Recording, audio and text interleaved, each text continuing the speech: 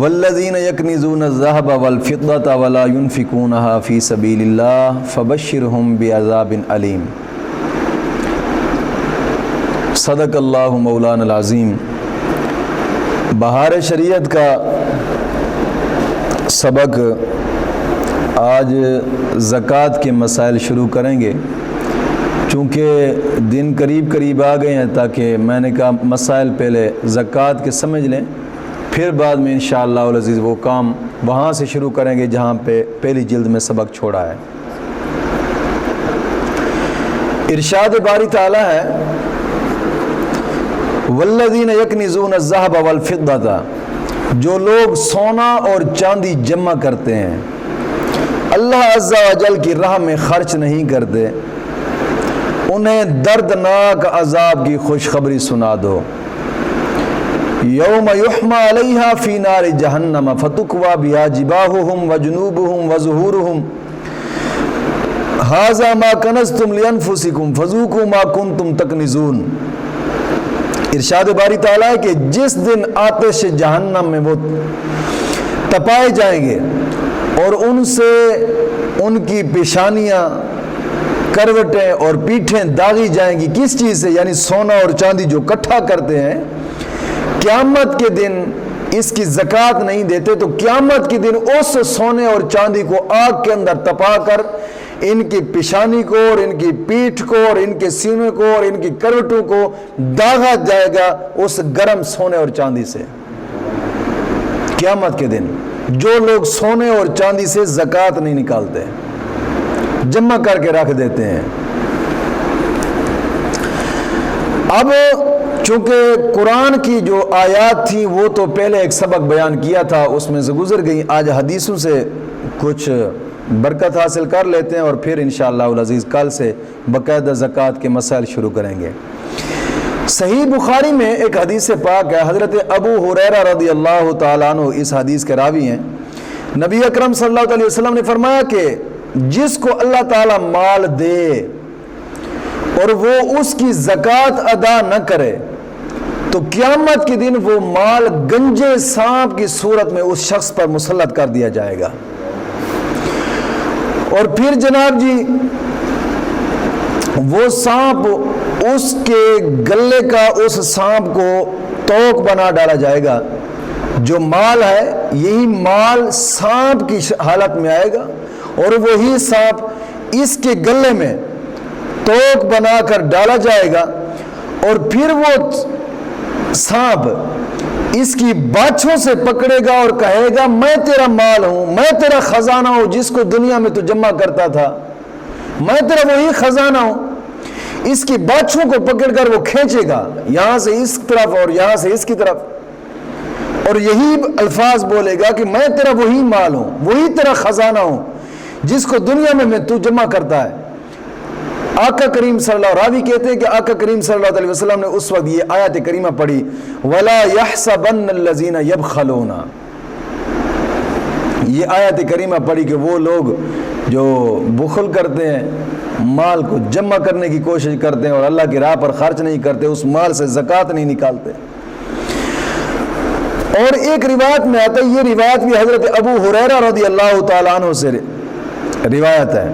مسند احمد بن حنبل میں یہ روایت ہے۔ آقا کریم صلی اللہ علیہ وسلم نے فرمایا کہ جس مال کی زکوٰۃ نہیں دی گئی، قیامت کے دن وہ مال گنجا سانپ ہوگا اور مالک کو دوڑائے گا، مالک آگے بھاگے گا اور یہی مال اس کے پیچھے پیچھے، یہاں تک کہ یہی آدمی ڈر کے مارے اپنی انگلیاں اس سانپ کے منہ میں ڈال دے گا،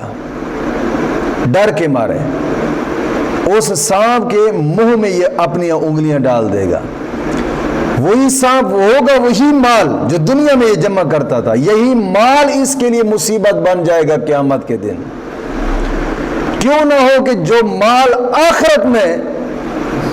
اس کے لیے مصیبت بنتا ہے، کیوں نہ ہو کہ اسی مال سے زکوٰۃ نکال کر رب کے راستے پر خرچ کر دی جائے،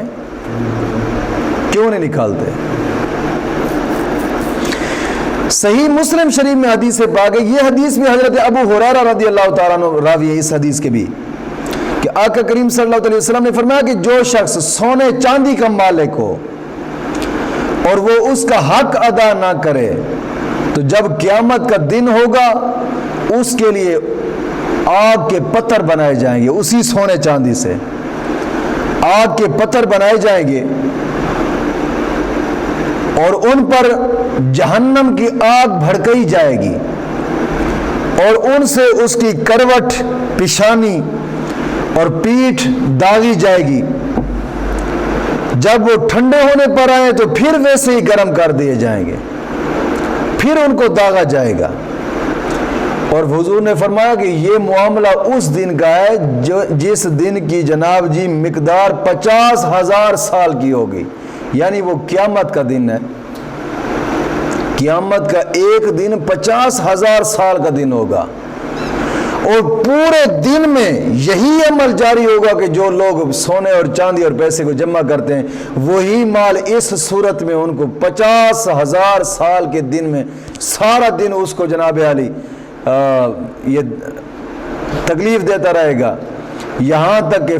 حضور نے فرمایا کہ فیصلہ ہو جائے گا جہنم اور جنت کا اس شخص کے بارے میں، جہنم اور جنت کا فیصلہ ہو جائے گا۔ اور اسی روایت کے آخری دوسرے جز میں آتا ہے کہ اونٹ کے بارے میں حضور نے فرمایا ہے کہ جس شخص نے اونٹ کا حق ادا نہ کیا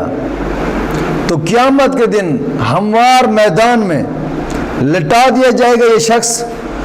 اور اونٹ سب کے سب نہایت اور خوبصورت اور موٹے اونٹ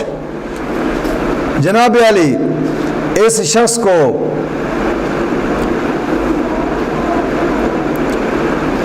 روندیں گے اپنے پاؤں سے اور جناب علی منہ سے کاٹیں گے اس شخص کو کہ جس شخص نے اونٹوں میں زکوٰۃ نہیں دی۔ اور پھر یہی معاملہ گائے اور بکریوں کا ہوگا کہ قیامت کے دن اسی شخص کو ہموار میدان میں لٹا دیا جائے گا اور گائے اور بکریاں ہی اس شخص کو اپنے پاؤں سے روندیں گی اور سینگوں سے ماریں گی کہ اس شخص نے اپنے مال سے زکوٰۃ ادا نہیں کی تھی۔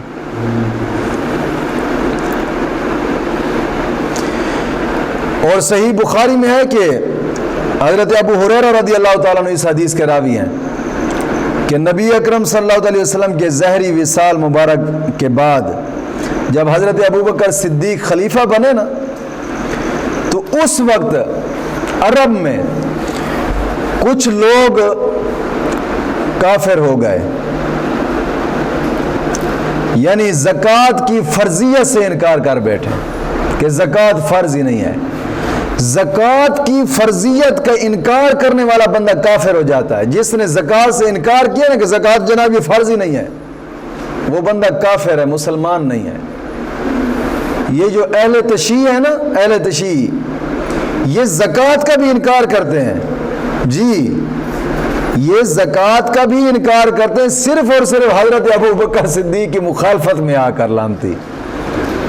کہ حضرت ابوبکر صدیق نے ان لوگوں سے جہاد کیا تھا نا جنہوں نے زکوٰۃ نہیں دی تھی۔ صحیح بخاری میں یہ حدیث پاک ملتی ہے اور مسلم شریف میں بھی ملتی ہے کہ حضرت ابوبکر صدیق کے دور میں جب ان لوگوں نے زکوٰۃ سے انکار کیا نا کہ ہم زکوٰۃ نہیں دیتے، حضرت ابوبکر صدیق نے ان سے جہاد کا حکم دے دیا کہ ان سے جہاد کرو۔ جی کافر ہی ہے نا، جی جی کیونکہ انہوں نے انکار کر دیا تھا زکوٰۃ سے۔ جی جی ہاں ایک ہوتا ہے زکوٰۃ کا منکر کہ جناب یہ زکوٰۃ فرض نہیں ہے میں گلا نے، ایک ہوتا ہے کہ زکوٰۃ جان بوجھ کے نہیں دیندا دنیا جمع کرن دی خاطر، مندا ہے کہ زکوٰۃ ساڈے تے فرض ہے جناب جی، یہ بندہ گناہگار ہے کافر نہیں، جیڑا انکار کردا ہے نا وہ بندہ کافر ہے۔ جی ہاں توجہ میری طرف۔ ہوں حضرت ابوبکر صدیق رضی اللہ تعالیٰ انہوں نے کہا کہ ہم جہاد نہیں زکوٰۃ نہیں دیتے، زکوٰۃ کا انہوں نے انکار کیا تھا۔ حضرت ابوبکر صدیق رضی اللہ تعالیٰ عنہ نے جہاد کا حکم دے دیا حضرت عمر فاروق رضی اللہ تعالیٰ عنہ، آپ نے کہا کہ آپ کیوں قتال کرتے ہیں ان کے ساتھ، کیوں جہاد کر رہے ہیں؟ ابو بکر صدیق رضی اللہ تعالیٰ نے فرمایا کہ مجھے حکم ہے کہ میں ان لوگوں سے لڑوں یہاں تک کہ وہ لا الہ الا اللہ نہ کہیں۔ جب وہ لا الہ الا اللہ کہیں بس میں اپنے لڑائی کو ختم کروں۔ اور جس نے لا الہ کہہ لیا تو اس نے اپنی جان بچا لی اور مال بچا لیا، مگر حق کے اسلام میں اور اس کا حساب اللہ عز و جل کی ذمہ ہے۔ یہ بات کہنے والے حضرت ابو بکر حضرت عمر فاروق تھے۔ حضرت عمر فاروق نے فرمایا کہ کمال ہے، وہ لا الہ الا اللہ تو کہتے ہیں، آپ کیوں جہاد کر رہے ہیں ان کے خلاف؟ ان کے خلاف کیوں جہاد کر رہے ہیں؟ وہ تو لا الہ الا اللہ کہتے ہیں۔ حضرت عمر فاروق کا یہ مطلب کہنا تھا کہ عمر فاروق کو پوری بات کا پتہ نہیں تھا کہ وہ تو زکوٰۃ کے منکر ہیں، اس لیے حضرت ابو بکر صدیق جناب علی جہاد کا حکم دے رہے ہیں۔ اس لیے کچھ لوگ بھونکتے ہیں، اہل تشیع کہتے ہیں دیکھو جی مسلمانوں کے خلاف جہاد کا حکم دے دیا تھا ابو بکر صدیق نے، مرو عقل دے اندھے، انہوں نے زکوٰۃ کا انکار کیا تھا، اس لیے حضرت ابو بکر صدیق نے جہاد کا حکم دیا ہے۔ اور حضرت عمر فاروق کو اس بات کا پتہ نہیں تھا۔ پھر جب جناب علی حضرت ابو بکر صدیق نے فرمایا نا کہ مجھے خدا کی قسم ہے کہ میں ان سے جہاد کروں گا جو نماز اور زکوٰۃ کے اندر تفریق کرے گا، یعنی جو بندہ یہ کہے کہ نماز فرض ہے اور زکوٰۃ فرض نہیں ہے، آپ نے فرمایا میں اس کے ساتھ بھی جہاد کروں گا،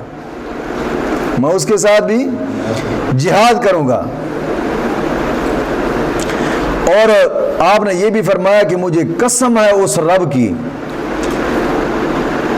کہ بکری کا بچہ جو رسول اللہ صلی اللہ علیہ وسلم کے پاس حاضر کیا کرتے تھے، اگر مجھے وہ دینے سے بچہ بھی انکار کریں گے تو پھر بھی میں ان سے جہاد کروں گا، بکری کا بچہ بھی نہیں دیں گے تو پھر بھی میں ان سے جہاد کروں گا۔ تو فاروق اعظم رضی اللہ تعالیٰ عنہ فرماتے ہیں کہ واللہ میں نے دیکھا ہے اللہ تعالیٰ نے صدیق کا سینہ ہی کھول دیا ہے، ابو بکر صدیق کا رب تعالیٰ نے سینہ ہی کھول دیا ہے۔ اس وقت میں نے پہچان لیا کہ حق وہی ہے کہ جس حق پر ابو بکر صدیق ہے۔ اور ایک روایت میں یہ بھی آتا ہے کہ حضرت عمر فاروق رضی اللہ تعالیٰ نے فرمایا کہ شکر ہے اس ذات کا کہ جس نے ابو بکر صدیق جیسے لوگوں کو ہمارا امام بنایا ہے، شکر ہے اس ذات کا جس نے ابو بکر صدیق جیسے لوگوں کو ہمارا امام بنایا ہے، اور جنہوں نے ہمیں اس چھوٹی سی غفلت کرنے سے بچا لیا، اسے غفلت کا نام دیں یا پھر نسیان کا نام دے دیں، کہ ہمیں اس بھول سے بچا لیا ہے، اس غلطی سے بچا لیا ہمیں، شکر ہے اس ذات کا۔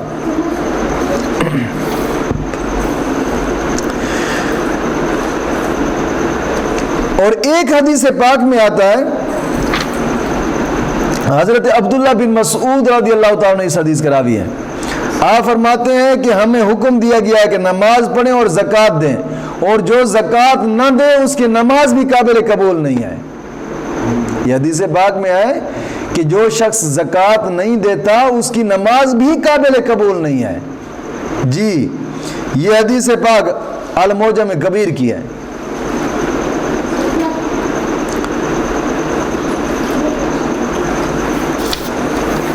اور ایک حدیث پاک میں آتا ہے کہ جس نے اپنے مال کی زکوٰۃ ادا کر دی بے شک اللہ تعالیٰ نے اس سے شر دور فرما لیا، یعنی یہ جو مال ہوتا ہے نا، مال اس زکوٰۃ نکالنے سے یہ مال پاک ہوتا ہے۔ کوئی بھی مال ہے، ہر مال کی اپنی زکوٰۃ ہے، گندم ہے تو گندم کا عشر ہے، عشر نکالنے سے گندم پاک ہو جاتی ہے، گنا ہے گنے کا بھی عشر ہے، سروں ہے، توریا ہے، چاول ہے، چنے ہیں، سب چیز کی زکوٰۃ ہے، اور پیسے کی بھی زکوٰۃ ہے، اور سونا چاندی کی بھی زکوٰۃ ہے۔ جو عورتیں گھر کے اندر سونا چاندی جمع کر کے رکھ دیتی ہیں، جو ان کو جہیز میں ملتا ہے یہ جمع کر کے رکھ دیتی ہیں، جناب یہ پڑا پڑا رہتا ہے، یہ اس کے اوپر زکوٰۃ ادا نہیں کرتی، اس پر بھی زکوٰۃ ہے۔ جی ہاں، یہ آگے جب زکوٰۃ کے مسائل آئیں گے تو انشاءاللہ ان مسائل کو وہاں پر کھولیں گے۔ آج تو بطور برکت ہم کچھ احادیث مبارکہ پڑھ رہے تھے۔ مولا کریم دین متین کی سمجھ عطا فرمائے۔